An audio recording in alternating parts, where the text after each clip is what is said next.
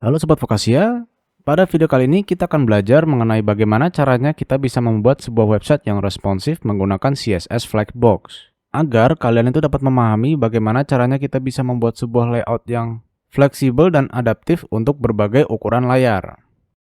Di mana di dalam sini saya sudah menyiapkan sebuah project HTML yang berisikan container div beserta dengan isi item-itemnya di sini, di mana saya itu sedang menerapkan styling seperti ini ya. Dimana apabila kalian tertarik untuk mengikutinya, kalian bisa bikin dulu styling yang mirip seperti ini.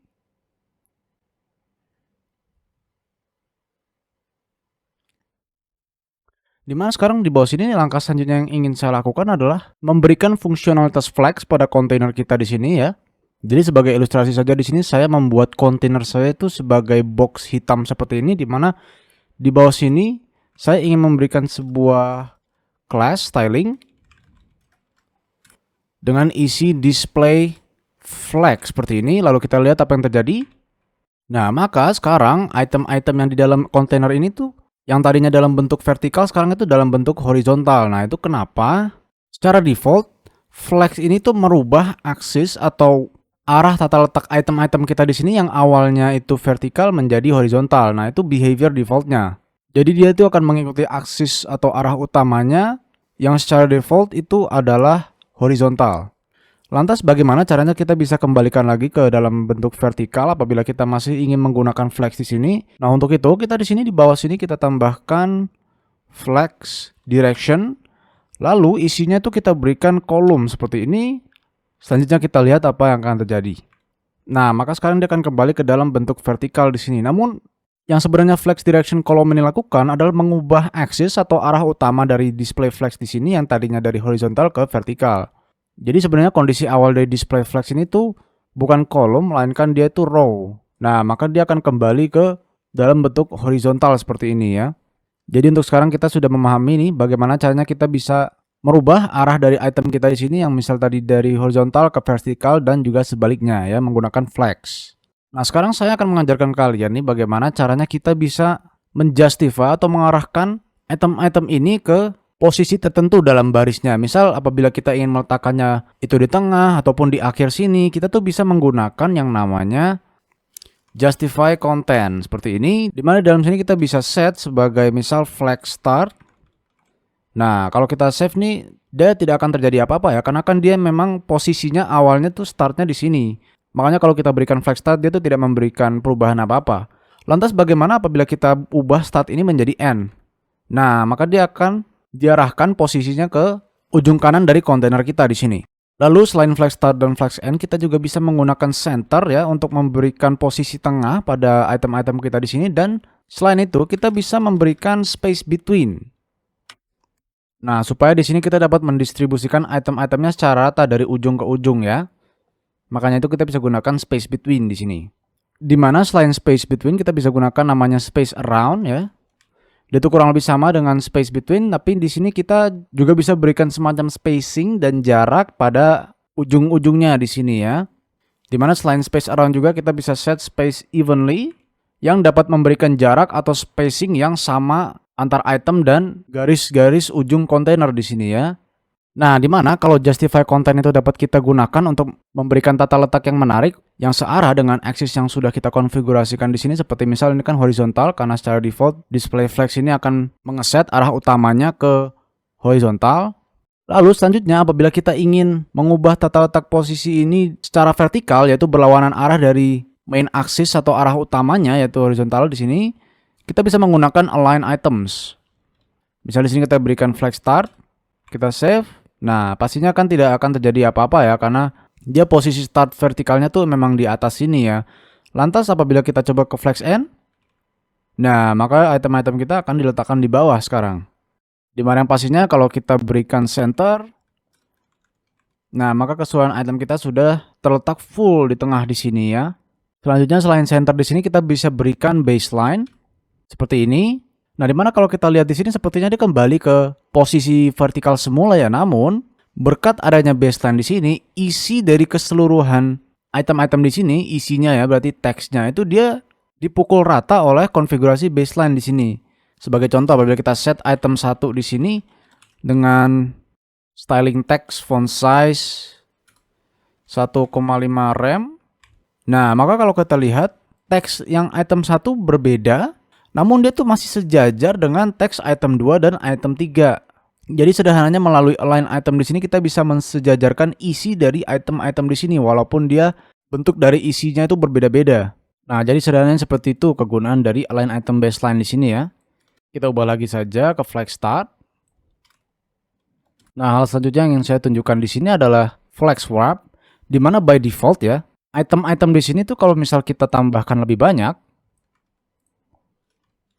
seperti ini, nah maka dia tuh kesannya seperti memaksakan ya, dimana sekarang ukuran dari masing-masing itemnya saja sendiri di sini jadi berubah ya untuk memuat keseluruhan item di sini.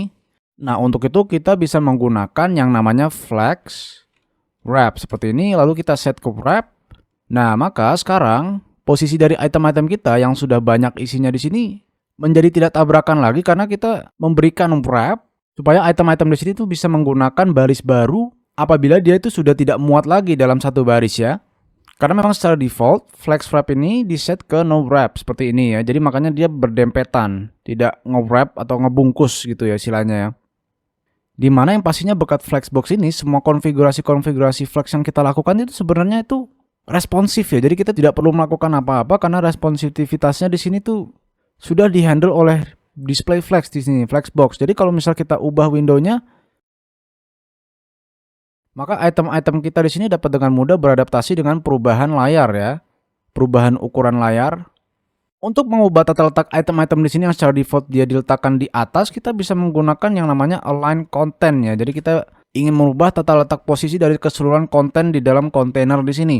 Misal kalau kita set ke flex start, nah maka dia barisnya akan berdempetan seperti ini. Untuk flex end, dia akan diletakkan di bawahnya seperti ini ya. Lalu yang pastinya selain flex start dan flex end, kita bisa menggunakan align content center supaya dia itu diletakkannya di tengah. Nah, align items dan align content ini berbeda ya. Kenapa? Karena align content itu hanya bisa digunakan ketika flex warp ini kita set sebagai warp ya. Jadi align content ini khusus untuk item-item yang tata letaknya itu sudah dalam bentuk wrap. Selain center di sini kita juga bisa menggunakan space around atau mungkin space between. Seperti ini ya. Tinggal kalian pilih sebenarnya yang cocok untuk halaman website kalian itu apa. Kita kembalikan saja di sini ke flex start. Nah, di mana untuk sekarang di sini item-item kita tuh masih bersentuhan satu sama lain ya. Untuk itu kita bisa berikan gap berapapun yang kita inginkan, misal 1 em. Nah, maka sekarang dia antar item-itemnya di sini diberikan jarak yang simetris ya seperti ini. Nah, selanjutnya styling properties yang saya ingin tunjukkan ke kalian adalah flex grow. Di mana di sini saya sudah mengembalikan itemnya menjadi 3, lalu saya komen semua di sini properti styling flexnya ya, karena sekarang saya hanya ingin fokus stylingnya pada item 3. Dimana di sini kalau saya misal berikan sebuah properti flex grow 1 seperti ini, nah maka dia sekarang kontainer dari item 3 di sini tuh bisa fleksibel ya panjangnya ya, responsif. Nah kalau kita di sini dia bisa stretching sepanjang-panjangnya yang dia mau ya. Dimana hal yang sama itu akan terjadi juga apabila kita mengeset flex grow ini ke item 1 misal, lalu item 2 dan item-item seterusnya. Intinya tuh dia akan mengisi jarak atau gap yang kosong sehingga dia tidak ada gapnya sama sekali di sini ya. Selanjutnya selain properti flex grow, saya akan menunjukkan properti yang namanya flex shrink ya. Flex shrink. Misal apabila nilainya kita set ke 5 pada item 1 di sini, kita lihat sekarang apabila kita mengubah ukuran window, maka item 1 sekarang di sini akan shrink atau mengecil lebih duluan ketimbang item-item lainnya.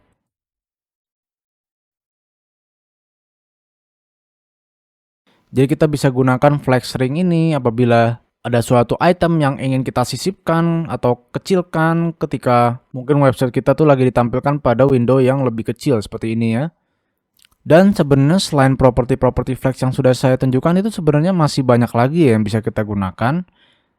Untuk itu seperti biasa kalian itu bisa pergi ke halaman MDN di sini untuk melihat dokumentasinya dan bagaimana caranya kita bisa menggunakan properti flex yang lebih advance ya. Misal seperti flex basis, flex shorthand, align shape, dan masih banyak lagi properti-properti lainnya yang bisa kita gunakan. Namun untuk itu kalian bisa coba-coba sendiri pada project HTML atau bahkan project React kalian, dimana kalian pastinya bisa merujuk ke dokumentasi ini untuk melihat sintaks-sintaks atau properti flex lainnya secara lengkap ya. Demikian itulah tutorial sederhana mengenai cara penggunaan Flexbox, di mana dengan Flexbox kita itu sekarang dapat dengan mudah mengatur tata letak elemen di dalam sebuah kontainer menjadi responsif dan adaptif. Sekian, terima kasih telah menonton dan semoga bermanfaat.